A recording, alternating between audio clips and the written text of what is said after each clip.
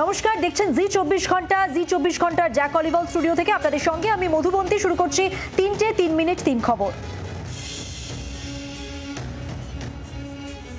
চোখ রাখবো বিস্তারিত খবরে। হানিমুনে গিয়ে স্বামীকে খুন করে স্ত্রী ঘরে সোনাম। হানিমুনে গিয়ে নিখোঁজ থেকে খুনে পরতে পরত্বই রহস্য। রাজাকে মেরে নিজের মৃত্যুর গল্পের ফাঁদ তৈরির চেষ্টা। প্রেমিক রাজকে নিয়ে নেপালে পালানোর ছক সোনামের। 1 বছর আগে মেঘালয় ঘুরে আসে সোনামের পরিবার। চেনা জায়গায় স্বামীকে খুন করাই ছক ছিল সোনামের।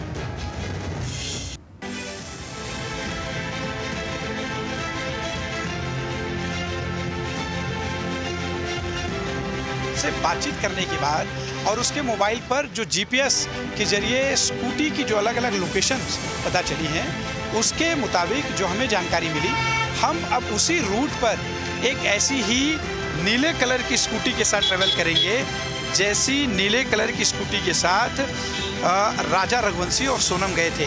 हम इस वक्त आईजीपी सर्कल पर हैं। ये आईजीपी सर्कल है जहां पर राजा और सोनम ने स्कूटी ली थी सागर से।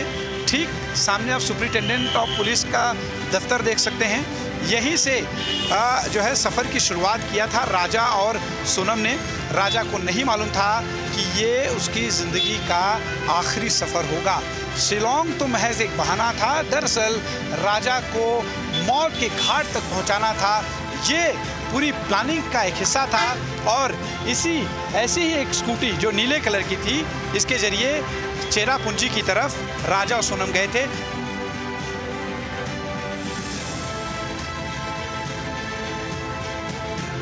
রাজকে নিয়ে শিলংয়ের এই হোটেলেই ওঠে সোনাম। রাজ কুশওয়াহা, আনন্দ বিশাল, আকাশ মূল ষড়যন্ত্রকারী। বিয়ের ফাঁদে ফেলে পরিকল্পনা অনুযায়ী রাজাকে খুন সোনামের। বিয়ের 5 দিনের মধ্যে স্বামীকে খুন করে বিদেশে পালানোর ছক কষে সোনাম। सागर समल जो स्कूटी प्रोवाइड करने वाला व्यक्ति था, उससे बातचीत करने के बाद और उसके मोबाइल पर जो जीपीएस के जरिए स्कूटी की जो अलग अलग लोकेशंस पता चली हैं, उसके मुताबिक जो हमें जानकारी मिली, हम अब उसी रूट पर एक ऐसी ही नीले कलर की स्कूटी के साथ ट्रेवल करेंगे जैसी नीले कलर की स्कूटी के साथ राजा रघुवंशी और सोनम गए थे। हम इस वक्त आईजीपी सर्कल पर हैं। ये आईजीपी सर्कल है जहां पर राजा और सोनम ने स्कूटी ली थी सागर से। ठीक सामने आप सुपरिटेंडेंट ऑफ पुलिस का दफ्तर देख सकते हैं। यहीं से जो है सफ़र की शुरुआत किया था राजा और सोनम ने। राजा को नहीं मालूम था कि ये उसकी ज़िंदगी का आखिरी सफ़र होगा। शिलोंग तो महज एक बहाना था। दरअसल राजा को मौत के घाट तक पहुंचाना था। ये पूरी प्लानिंग का एक हिस्सा था। और ऐसी ही एक स्कूटी जो नीले कलर की थी, इसके ज़रिए चेरापूंजी की तरफ राजा और सोनम गए थे।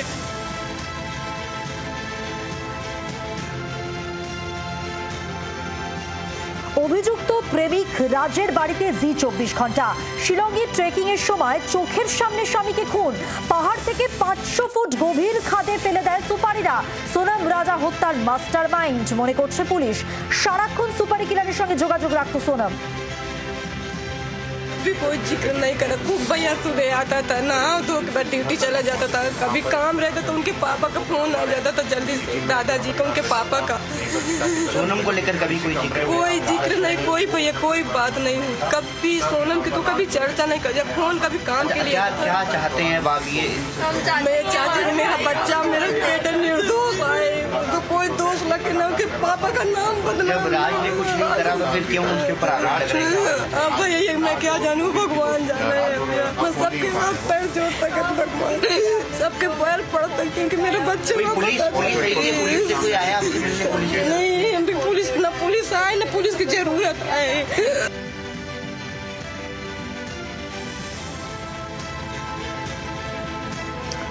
যত সময় যাচ্ছে প্রকাশ্যে আসছে শ্বেতার আরো কুকীর্তি। অপরাধীদের সঙ্গেও ছিল শ্বেতার ওঠা বসা। শ্বশুর বাড়ির সম্পত্তি দখলে গুন্ডা ভাড়া করে শ্বেতা। 2015 সালে শ্বেতার ভাড়াটে গুন্ডারা গুলি চালায়। আগ্নেয়াস্ত্র সহ গ্রেফতার করা হয়েছিল সেই সময় শ্বেতাকে। শ্বেতার সেই সময় নাম ছিল মহসিনা বেগম। ভোটার কার্ডে মহসিনা বেগম নাম লেখা ছিল শ্বেতার।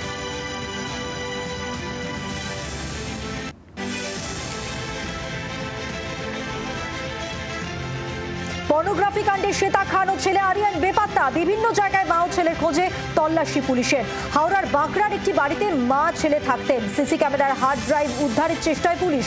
বাড়িতে কার কার যাতায়াত ছিল, নজরে আশেপাশের ফুটেজ। আরও কোনো মহিলাকে আটকে রেখে নির্যাতন, সিসিটিভির ফুটেজ খতিয়ে দেখে তদন্ত করছে পুলিশ।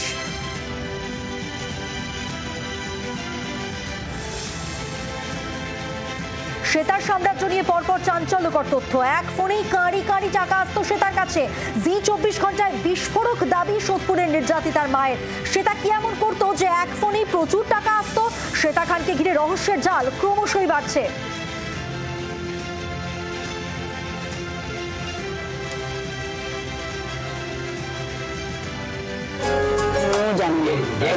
মোটা অঙ্কের প্রচুর টাকা যেসব হোটেলগুলো হয়তো দেখা গেছে সেই বিশাল পয়সা আলা হোটেলে, সেগুলো তো ওই ভাড়া দিয়ে ওই পয়সা দিয়ে আসতো। মানে তারা মানে মেয়ে শুধু দেখেছে যে ফোন করলে টাকা চলে আসতো। কি করতো? ফোন করলে টাকা চলে আসতো।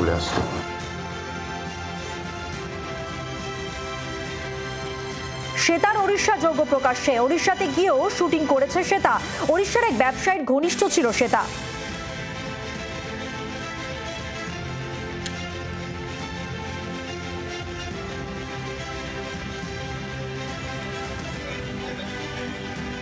এদিকে শ্বেতা খানের আরো কুকীর্তি ফাঁস হয়েছে। সোদপুরের নির্যাতিতাকে মারধর করতো শ্বেতা, যেমন তেমনি মাথার চুল কেটে নেওয়ার অভিযোগ উঠেছে। কাঠগড়ায় শ্বেতা খান ও আরিয়ান খান। বাঁকড়ার ফ্ল্যাটের পিছনে মাথার চুল সংগ্রহ। চুল কি নির্যাতিতার? উত্তর খুঁজছে পুলিশ। পরীক্ষার জন্য পাঠাচ্ছে বাঁকড়া তদন্ত কেন্দ্রের পুলিশ।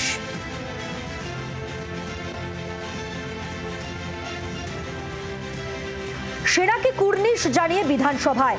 রাজ্য বিধানসভায় প্রস্তাব পেশ স্পিকার বিমান বন্দ্যোপাধ্যায়ের। প্রস্তাবে কেন অপারেশন সিঁদুরের নাম বাদ? প্রশ্ন তুলে প্রতিবাদ বিজেপির।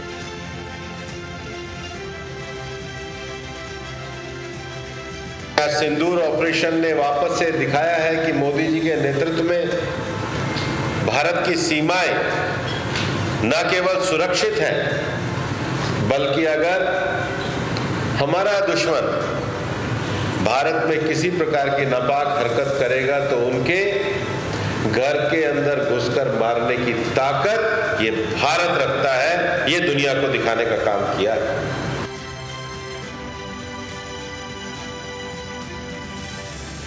ওবিসি নিয়ে সরকারের অবস্থান স্পষ্ট করলেন মুখ্যমন্ত্রী। নতুন করে কিভাবে সার্ভে তালিকা তুলে ধরেন মুখ্যমন্ত্রী। ওবিসি কোটার সঙ্গে ধর্মের কোনো সম্পর্ক নেই। 50টি সার্ভের কাজ চলছে বলে জানান মুখ্যমন্ত্রী। সুপ্রিম কোর্টের বেঁধে দেওয়া সময় মতো কাজ শেষ হবে বলেই জানান মমতা বন্দ্যোপাধ্যায়।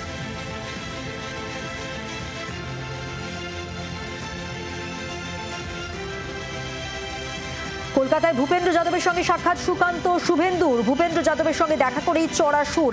রাজ্যে বালি পাচারের অভিযোগ শুভেন্দুর। পরিবেশ মন্ত্রী হিসেবে অভিযোগ বিরোধী দলনেতার।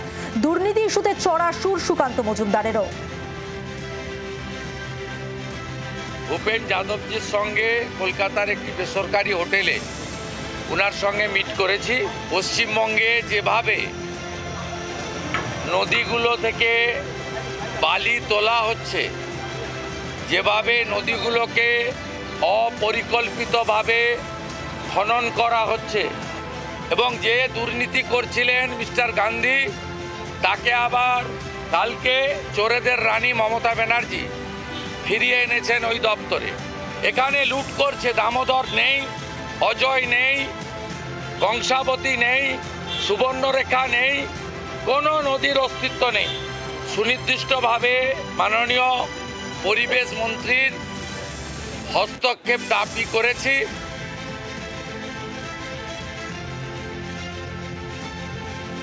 বিদেশ থেকে ফেরা প্রতিনিধিদের সঙ্গে নৈশভোজের ডাক প্রধানমন্ত্রী নরেন্দ্র মোদীর।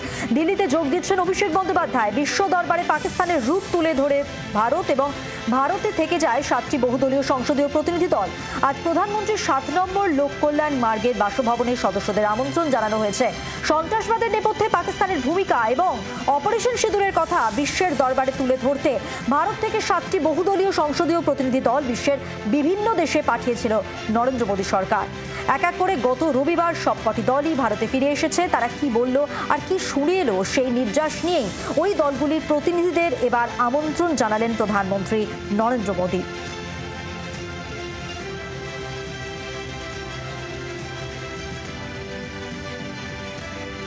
রঘুনাথগঞ্জে তৃণমূল কর্মীকে পিটিয়ে খুন, মূল অভিযুক্ত তৃণমূলের উপপ্রধানের ভাইকে গ্রেপ্তার করেছে পুলিশ। কারু শেখ সহ 7 জনের নামে এফআইআর পরিবারে।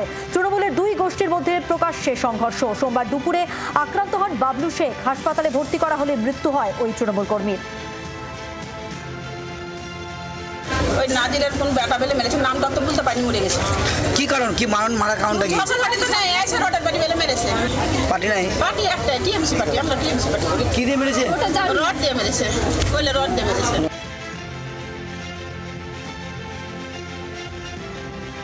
তৃণমূলের 2 গোষ্ঠীর দ্বন্দ্বে উত্তপ্ত হয়ে উঠল গোসাবার রাধানগর। 2 গোষ্ঠীর মারামারিতে গুরুতর জখম হয়েছেন বিধায়ক গোষ্ঠীর 6 জন তৃণমূল কর্মী সমর্থক। ঘটনাটি ঘটেছে রাধানগর বাজার সংলগ্ন এলাকায়। জখম গিয়াসউদ্দিন জামাদারহর, আলেম মারিফ, ছাবিবুল মোল্লা, সাহাবুর জামাদার, আমিনা বিবি, রাহিলা জামাদাররা মোল্লাখালী হাসপাতালে তারা চিকিৎসাধীন রয়েছেন।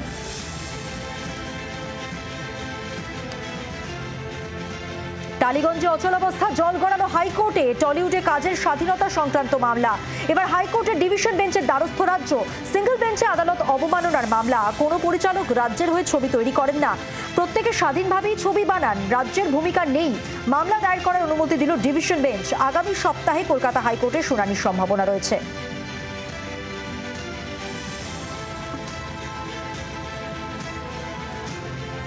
রঘুনাথগঞ্জের খবরে আরেকবার নজর রাখবো। তৃণমূল কর্মীকে পিটিয়ে খুন, মূল অভিযুক্ত তৃণমূলের উপপ্রধানের ভাইকে গ্রেপ্তার করেছে পুলিশ। কারু শেখ সহ 7 জনের নামে এফআইআর পরিবারে। তৃণমূলের 2 গোষ্ঠীর মধ্যে প্রকাশ্যে সংঘর্ষ। সোমবার দুপুরে আক্রান্ত হন বাবলু শেখ। হাসপাতালে ভর্তি করা হলে মৃত্যু হয় ওই তৃণমূল কর্মীর।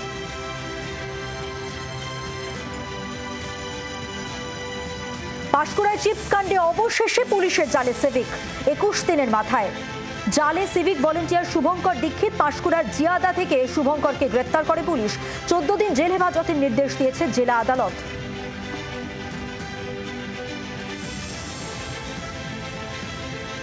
দাবাং দিলীপ ঘোষের অন্য চেহারা। এখন অনেকটাই চুপ দিলীপ ঘোষ। তালা ঝুলে যাওয়ার নেপথ্যে কারণটা কি? তবে কি দিলীপ ঘোষকে চুপ থাকার বার্তা দলেরই? প্রশ্নের উত্তর না দিয়ে মুচকি হাসেন দিলীপ ঘোষ। ঠিক কোন কারণে দিলীপ ঘোষের মুখে কুলুপ তা এখনো পর্যন্ত পরিষ্কার নয়। দিলীপ ঘোষ নিজে বলছেন তিনি যখন বলার প্রয়োজন তখন বলেন, যখন প্রয়োজন নেই তখন বলেন না। এই মুহূর্তে ইকো পার্কে নিয়মিত আসছেন দিলীপ ঘোষ, কিন্তু একটা শব্দও খরচ করছেন না। কিসের ইঙ্গিত? উত্তর খুঁজছে রাজনৈতিক মহল। জি24 ঘন্টার জন্য ক্যামেরা তরুণের সঙ্গে অয়ন, ইকো পার্ক, কলকাতা।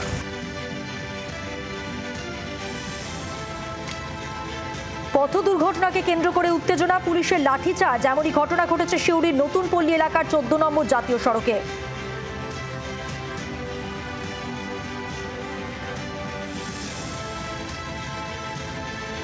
বাতিল হচ্ছে না 15 বছরের পুরনো বাণিজ্যিক গাড়ি। বছরে 2 বার করে ফিটনেস সার্টিফিকেট করাতে হবে। পরীক্ষায় পাশ করলেই চলাচল করতে পারবে বাস। রাজ্যের সঙ্গে 6টি বাস মালিক সংগঠনের সমঝোতা।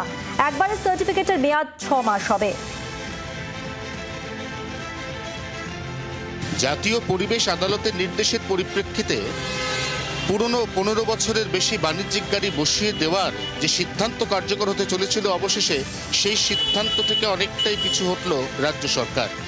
কলকাতা হাইকোর্টের নির্দেশিকা অনুযায়ী এবার থেকে বছরে 2 বার করে ফিটনেস সার্টিফিকেট যাচাই করানোর পরে যে কোনো গাড়ি, তা সে 15 বছরের পুরনো হলেও রাস্তায় নামানো যাবে। এর ফলে কলকাতার রাস্তায় যে সমস্ত গাড়ি বসে যাওয়ার আশঙ্কা তৈরি হয়েছিল, সেই আশঙ্কা এই মুহূর্তে আর থাকছে না। এই অবস্থায় ইতিমধ্যেই রায়ের বা নির্দেশের জন্য অপেক্ষা করা 1200 থেকে 1500 গাড়ি আবারও রাস্তায় নামবে। নিঃসন্দেহে যেভাবে গণপরিবহন বিপর্যস্ত হয়ে যাওয়ার আশঙ্কা ছিল, তা এই মুহূর্তে অমূলক বলেই মনে করছে ওয়াকিবহাল মহল। জি24 ঘন্টার জন্য ক্যামেরায় তরুণের সঙ্গে অয়ন, কলকাতা।